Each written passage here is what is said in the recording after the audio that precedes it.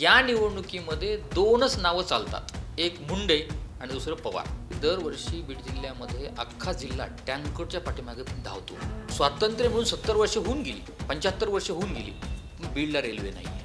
ज्या ठिकाणी पाणी आहे त्या ठिकाणी शेतीला सुबकता आहे. जी शक्ती शरद पवारांच्या नावाभोवती होती, राजकीय शक्ती, ती शक्ती जवळजवळ 70% शक्ती आता ही भारतीय जनता पार्टीबरोबर गेलेली आहे. 2+2 गणितामध्ये 4 होतं, पण राजकारणामध्ये ते होईलच असं नाही.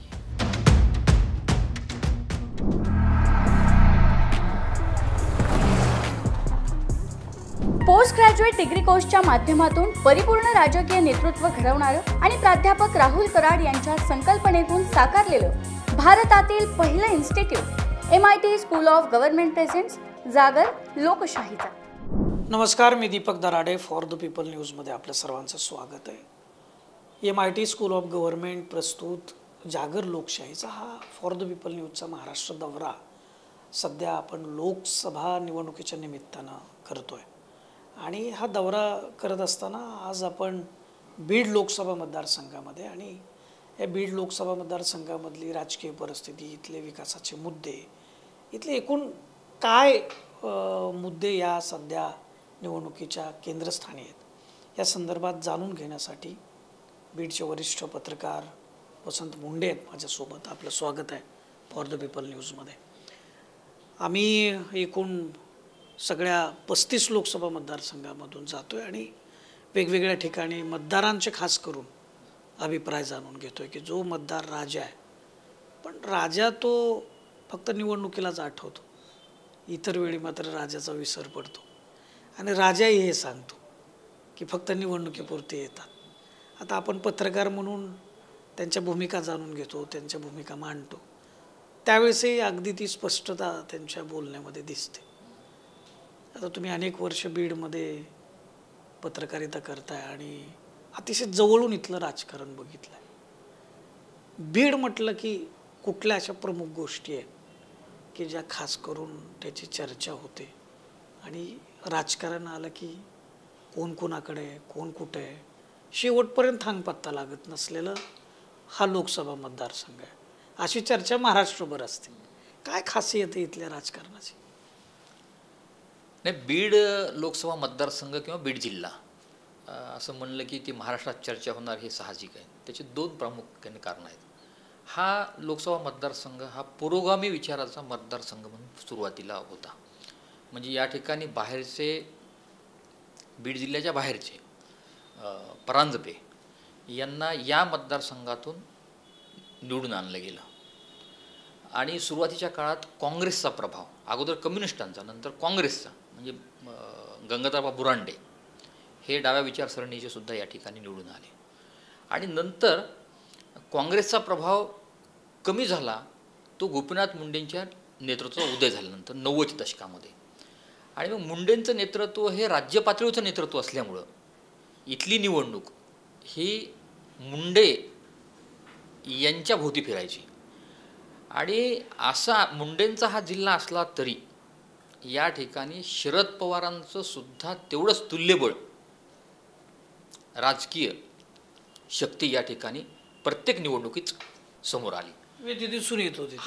दिसून येत होती. आणि त्याच्यामुळे बीडमध्ये लोकसभेची निवडणूक असो अथवा विधानसभेची निवडणूक असो अथवा जिल्हा परिषदेची निवडणूक असो, या निवडणुकीमध्ये 2च नावं चालतात, एक मुंडे आणि दुसरं पवार.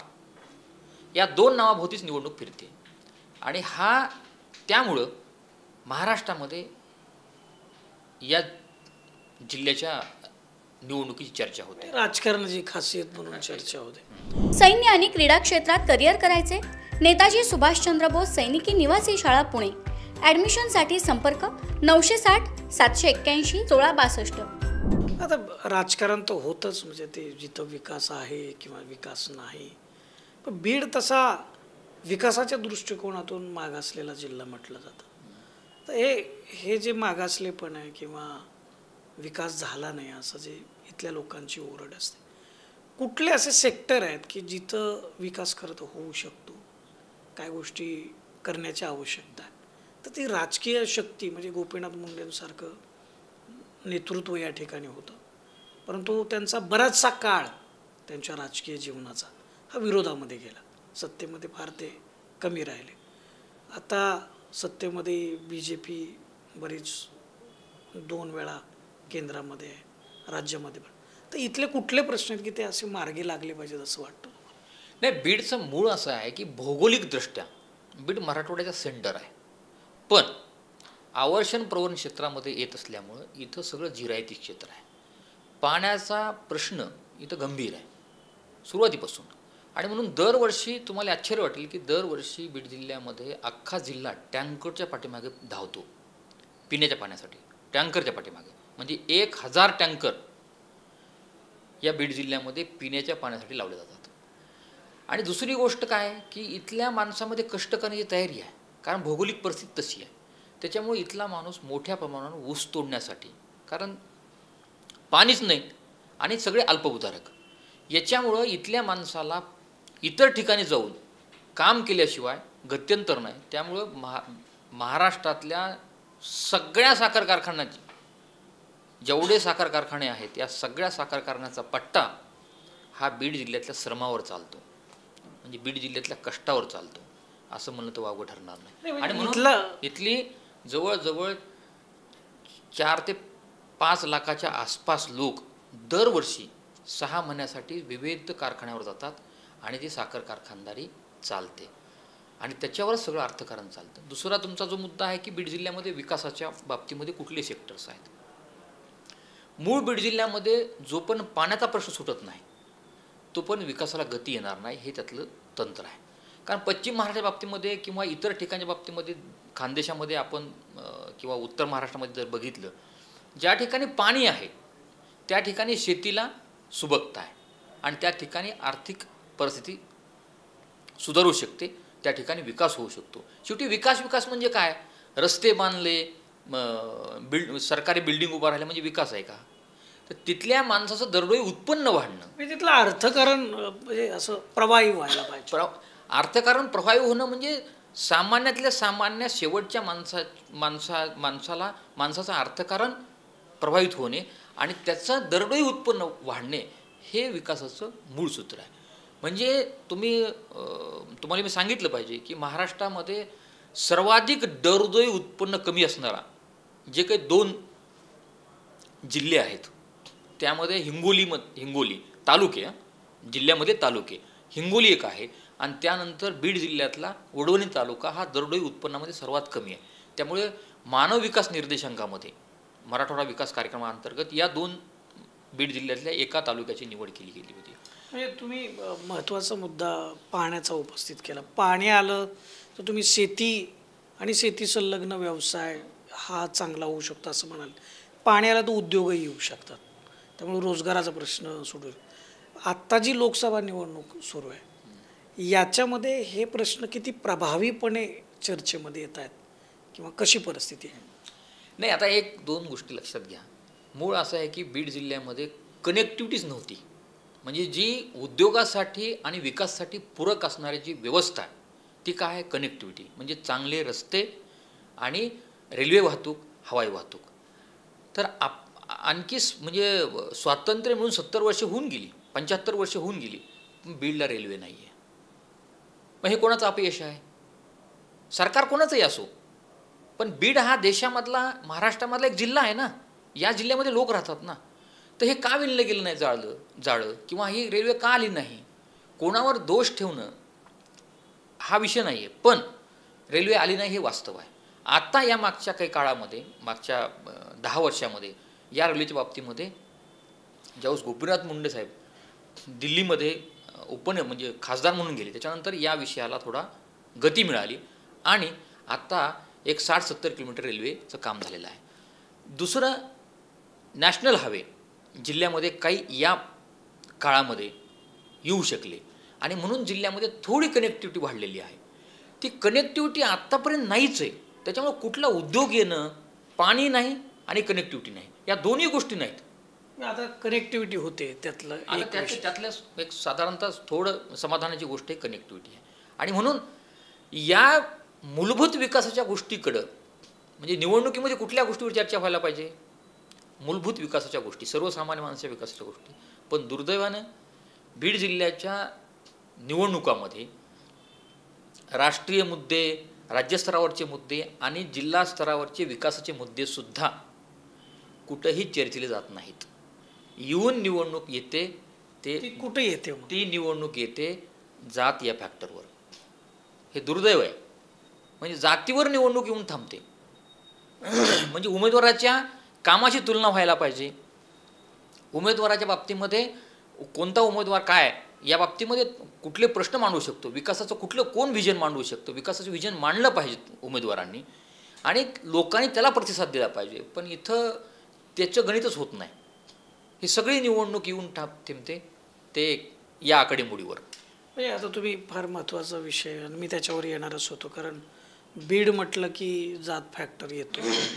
इथं आता पंकजा मुंडे या भाजपकडून उमेदवार आहेत, त्या वंजारी समाजाच्या, आणि बजरंग बाप्पा सोनवणे हे राष्ट्रवादी काँग्रेस शरदचंद्र पवार या पक्षाकडून उमेदवार आहेत, महाविकास आघाडीकडून. तर ते मराठा समाजात आणि मराठा वंजारी म्हणजे मराठा OBC असे एक 2 गट या बीड लोकसभा निवडणुकीमध्ये आत्ताच्या घडीला दिसतात. त्याला पार्श्वभूमी ही मराठा आरक्षण आंदोलनाची पण खूप तीव्रतेनं जाणवते अशी चर्चा आहे. वास्तव काय ते खरं तर जाणून घ्यायला महाराष्ट्राला आवडेल. वास्तवमध्ये ही परिस्थिती कुठं आहे? नाही, बीड जिल्ह्यामध्ये निवडणूक जातीवर जाणं किंवा जातीच्या बाबतीमध्ये हे होणं हे पूर्वीपासून आहे. हे आजच नाही, आजच झाले अशातला भाग नाही आहे. 2009ला ज्यावेळेस पहिल्यांदा गोपीनाथ मुंडे हे उभं राहिले त्यावेळेस बी हा प्रचार झाला. 2014ला बी हा प्रचार झाला. पण त्यावेळेसचा प्रचार हा थोडा इतका जाहीर किंवा व्यासपीठावरून ते बोलण्यासारखा प्रचार कधी दिसला नव्हता. आकडेमोड व्हायची म्हणजे आपल्या महाराष्ट्रात असा सुसंस्कृत महाराष्ट्र आहे, पुरोगामी विचाराचा महाराष्ट्र आहे. त्यामुळं जातीपातीच्या राजकारणाला फारसा थारा दिला जात नाही. असं सगळेच नेते, सगळेच पक्षांचे लोक किंवा कार्यकर्ते हे बोलत असतात. म्हणजे उत्तर भारतामध्ये डायरेक्ट जातीवर मत मागण्याचा, जातीवर बोलण्याचा जाहीरपणे हा प्रकार पूर्वीपासून आहे. पण महाराष्ट्रामध्ये तो नव्हता. पण अलीकडच्या काळामध्ये हे वास्तव नाकारता येणार नाही आपल्याला की तो अलीकडच्या काळामध्ये महाराष्ट्रामध्ये झालेला आहे.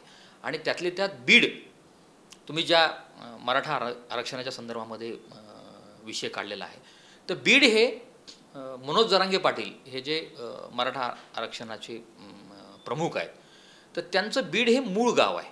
म्हणजे बीड जिल्ह्यामध्ये त्यांचं गाव आहे. त्याच्यामुळं या आंदोलनाची तीव्रता, त्यांचं केंद्र जरी अंतर्मन सराटी असलं तर त्याची तीव्रता अधिक बीडमध्ये आहे. आणि म्हणून त्याचा या निवडणुकीमध्ये बऱ्यापैकी परिणाम हा जनसामान्यामध्ये आहे, नाही अशातला भाग नाही. आणि त्याचा निवडणुकीच्या मैदानामध्ये लोकांना म्हणजे कार्यकर्त्यांना असेल किंवा नेत्यांना असेल, आता उमेदवारांना अनेक ठिकाणी अडवलं गेलं.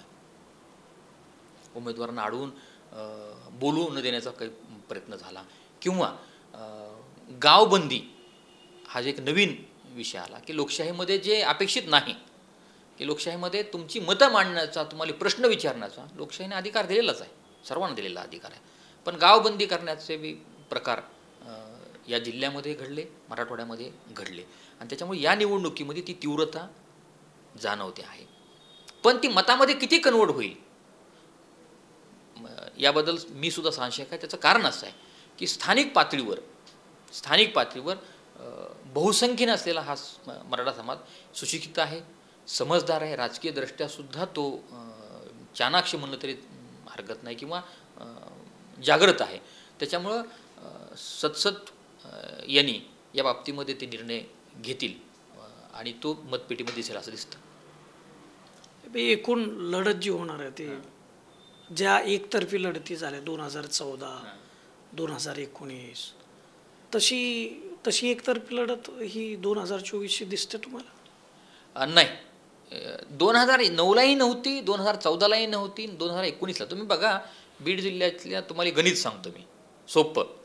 2009ला गोपीनाथ मुंडे भाजपकडनं आणि जिल्हा परिषदेचे उपाध्यक्ष असलेले, म्हणजे गोपीनाथ मुंडे उपमुख्यमंत्री राहिलेले, गोपीनाथ मुंडे महाराष्ट्राचे भारतीय जनता पार्टीचे प्रमुख नेते, आणि त्यांच्यासमोर राष्ट्रवादी काँग्रेस पक्षाने उमेदवार कोण उभा केले तर जिल्हा परिषदचे उपाध्यक्ष असलेले रमेश आडसकर या दोघांमध्ये लढत झाली आणि गोपीनाथ मुंडे 1.5 लाख मतांनी निवडून आले.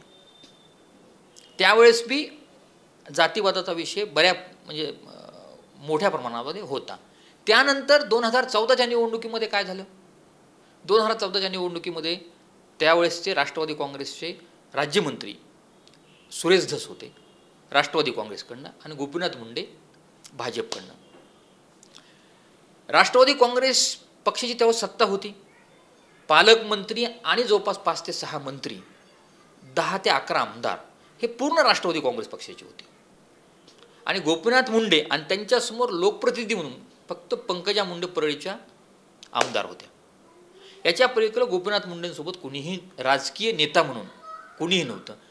अशा काळात सुद्धा अत्यंत तीव्र टोकाचा वाद प्रतिवाद विरोध झाला आणि शेवटी मतपेटीतनं काय बाहेर पडलं तर 1.5 लाखाच्या मताने गोपीनाथ मुंडे जिंकले. हेच 2019मध्ये सुद्धा प्रीतम मुंडे भारतीय जनता पार्टीकडनं उभा होत्या आणि त्यांच्या विरोधामध्ये आत्ता जे उमेदवार आहेत राष्ट्रवादी काँग्रेस शरद पवार गटाचे महाआघाडीचे बजरंग सोनवणे हे उभे राहिले आणि त्यांनासुद्धा प्रीतम मुंडेसुद्धा 1,68,000 मतांनी जिंकल्या. म्हणजे बीड जिल्ह्यामध्ये वर्ग एक ठरलेला साधारणपणे 1.5 लाखाच्या आसपास विजय होतो. पण यावेळेसची परिस्थिती थोडी वेगळी आहे. ती काय आहे वेगळी? जसं मराठा आंदोलनाची तीव्रता जाणवते त्याच पद्धतीने बीड जिल्ह्यामध्ये शरद पवारांना मानणारा जो वर्ग आहे, जी त्यांची राजकीय शक्ती होती, 2009ला होती, 2014ला होती, 2019ला होती. ती शक्ती काय होती की त्यांचे बीड जिल्ह्यामध्ये 3 ते 4 आमदार होते. यावेळेससुद्धा त्यांचे बीड जिल्ह्यामध्ये 4 आमदार आहेत. त्यापैकी आता अजित पवारांचा एक गट हा भारतीय जनता पार्टीबरोबर गेल्यामुळं पालकमंत्री धनंजय मुंडे आणि त्यांच्याबरोबरचे 2 आमदार असे बीड जिल्ह्यातले 3 आमदार प्लस गेवराईचे अमरशे पंडित जे या ठिकाणी प्रत्येक विधानसभा मतदारसंघामध्ये काही सुभेदार आहेत, संस्थानिक प्रस्थापित राजकारणी आहेत. तर हे बहुतांशी म्हणजे एकच आमदार म्हणजे बीड विधानसभेचे एक आमदार संदीप क्षीरसागर हे फक्त शरद पवार यांच्याबरोबर आहेत. बाकीचे 3 आमदार हे धनंजय मुंडे यांच्याबरोबर, अजित पवार आणि भारतीय जनता पार्टीबरोबर आहेत. त्यामुळं मागच्या 19मध्ये आणि 14मध्ये जी शक्ती शरद पवारांच्या नावाभोवती होती, राजकीय शक्ती, ती शक्ती जवळजवळ 70% शक्ती आता ही भारतीय जनता पार्टीबरोबर गेलेली आहे. आणि त्याच्यामुळं भारतीय जनता पार्टीच्या उमेदवाराला हा राजकीय फायदा इथं आहे. म्हणजे जरांगेंच्या आंदोलनाची तीव्रता जशी आहे तशीच आता बीड जिल्ह्यामध्ये राष्ट्रवादी काँग्रेसची जवळजवळ 70% शक्ती, राजकीय शक्ती ही भाजपबरोबर आहे, भारतीय जनता पार्टीबरोबर. हे जे राजकीय विभाजन आहे जे झालेलं, त्याचा फायदा भाजपला कुठंतरी होऊ शकतो. हा नक्कीच आहे ना. कारण या ठिकाणी शेवटी ग्रामीण भागातलं राजकारण हे सहकारी साखर कारखाने, सहकारी संस्था, तुमच्या शाळा, ज्या खाजगी संस्था याच्यावरच अवलंबून असतं. कारण इथं मोठ्या प्रमाणामध्ये कर्मचारी वर्ग असतो, त्यांचा लाभार्थी असतो. एक साखर कारखाना म्हणजे किमान 1000 कर्मचारी आहेत, ऊस उत्पादक आहेत. या सगळ्यांना प्रभावित करणारं हे अर्थकारण असतं. आणि त्याच्यामुळं त्या साखर कारखाना आता बीड जिल्ह्यातले जवळपास म्हणजे अंबाजोगाईचा साखर कारखाना असेल, आपला माजलगावचा साखर कारखाना, दोन्ही साखर कारखाने असतील किंवा गेवराईचा साखर कारखाना असेल, हे सगळे साखर कारखानदार जे आहेत, या कारखान्यांचे साखर कारखानदार हे सगळे आता राष्ट्रवादी काँग्रेस अजित पवार गटामुळं ते भाजपबरोबर आहेत. म्हणजे यांची जी ग्राउंडला जे निवडणूक लढवतात किंवा ग्राउंडला गाव पातळीवर जे कनेक्टिव्हिटी लागते, तर ही कनेक्टिव्हिटी आत्ता यावेळेस भारतीय जनता पार्टीबरोबर दिसते. तुम्ही मुद्दा उपस्थित केला की राजकीय विभाजन हे भाजपच्या फायद्याचं होऊ शकतं. पण सध्या चर्चा देखील असं आहे की अनेक लोकांना जी फाटाफूट झाली, तोडफोड झाली, ते पटलं नाही. हा एक मुद्दा. दुसरी गोष्ट महागाई, बेरोजगारी हे मुद्दे बरेचसे चर्चेमध्ये आहे. बीड लोकसभेमध्ये या 3 मुद्द्यांची काय स्थिती आहे? नाही बघा, राजकारणामध्ये काय असतं, 2+2 गणितात 4 होतं.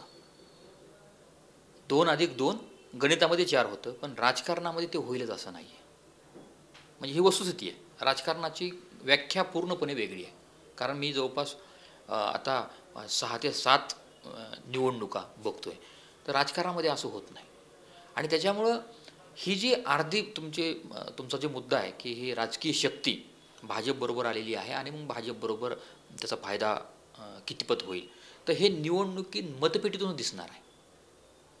असं काउंट करता येणार नाही आहे. कारण काय असतं, राजकारणामध्ये प्रत्येकाला आपल्या अस्तित्वाची चिंता असते. म्हणजे अस्तित्वाचीच लढाई आहे. अस्तित्वाची लढाई, प्रत्येक कार्यकर्त्याला आपल्या अस्तित्वाची चिंता असते. त्याच्यामुळं वर्षानुवर्षे समजा एखाद्या विचारप्रवाहाबरोबर आपण आहेत, एखाद्याला विरोध करतोय, नेते एकदम एकत्र होतील, पण खालचं ग्राउंडला ते एकत्र व्हायला वेळ लागतो. आणि म्हणून बीड जिल्ह्यामध्ये जो माहोल दिसतो आहे तो पूर्णपणे एका बाजूला दिसतो आहे. पण तो ज्यावेळेस मतामध्ये कन्वर्ट होईल त्यावेळेस तो यशस्वी झाला असं म्हणता येईल. मतात जर तो कन्वर्ट झाला नाही तर तो लोकांना आवडला नाही, कार्यकर्त्यांना आवडला नाही, असं त्याचं चित्र आहे. दुसरी गोष्ट, महागाई असेल, बेरोजगारी असेल, या संदर्भातले विषय खऱ्या अर्थाने चर्चेला जायला पाहिजेत. पण आत्ताची परिस्थिती जर तुम्ही बघितली तर ही पूर्णपणे लोकलवर निवडणूक येऊन ठेपलेली आहे. म्हणजे मी आता जवळपास अनेक ठिकाणी जाऊन आलो, लोकांशी जेव्हा चर्चा आपण करतोय त्यावेळेस महागाईबद्दल, केंद्र सरकारच्या धोरणांबद्दल किंवा राज्य सरकारच्या बी धोरणांबद्दल आपण बोलूया, तर त्या संदर्भात कोणी बोलायला तयार नाही. ते आकडेमोड कुठली करतायत, लोकल विषयांची आकडेमोड करतायत. आणि म्हणून ही निवडणूक खऱ्या अर्थाने महागाई, बेरोजगारी या विषयावर जायला पाहिजे. माझं एक पत्रकार म्हणून मत आहे, लोकांनी यावर व्यक्त व्हायला पाहिजे. पण लोक यावर व्यक्त होत नाहीत, आणि जे व्यक्त होतात ते एकदम वेगळ्या पद्धतीने व्यक्त होतात. आणि म्हणून ही निवडणूक लोकल विषयावरच येऊन टेपलेली आहे. हे होते वरिष्ठ पत्रकार वसंत भुंडे, आणि त्यांनी बीड लोकसभा मतदारसंघामधली जी राजकीय परिस्थिती आहे, जे विकासाचे मुद्दे आहेत, स्थानिक जी परिस्थिती आहे याच्याविषयी सविस्तर असं विश्लेषण केलेलं आहे. म्हणजे राजकारणामध्ये 2+2 होईलच असं नसतं असं त्यांनी सांगितलेलं. ते खरंच आहे. राजकारणातले बरेचसे आडाखे हे मतपेटीतच बघायला मिळतात. कारण ही गुप्त मतदान पद्धती आहे. लोक बोलतात एक, करतात एक, त्याच्यामुळं रिझल्ट काय लागतोय, निकाल काय लागतोय हेच अंतिम सत्य असतं. आणि ते अंतिम सत्य आपल्याला 4 जूनला बघायला मिळेल. आपला हा जागर लोकशाहीचा जो महाराष्ट्र दौरा आहे तो असाच पुढे जात राहणार आहे वेगवेगळ्या लोकसभा मतदारसंघात. त्या ठिकाणी मतदारांच्या तर आपण प्रतिक्रिया घेतोच, पण काही ठिकाणी जर असे जाणकार पत्रकार असतील, वरिष्ठ नेते असतील, हे जर आपल्याला उपलब्ध झाले त्या काळामध्ये, तर आपण त्यांच्याही भूमिका, त्यांचं विश्लेषण, त्यांचा अभ्यासपूर्ण जे काही विवेचन आहे हे आपल्यापर्यंत घेऊन येण्याचा आमचा एक प्रयत्न असतो. आणि असेच आमचे व्हिडिओ पाहण्यासाठी तुम्ही फॉर द पीपल न्यूज चॅनलच्या फेसबुक, यूट्यूब आणि इंस्टाग्रामवरती आता या आमच्या चॅनलला सबस्क्राईब करा, फॉलो करा, लाईक करा आणि व्हिडिओ शेअर करत राहा. कॅमेरामन रोहित वनकटेसह मी Deepak Darade, for the people news, Beed Lok Sabha मतदारसंघ.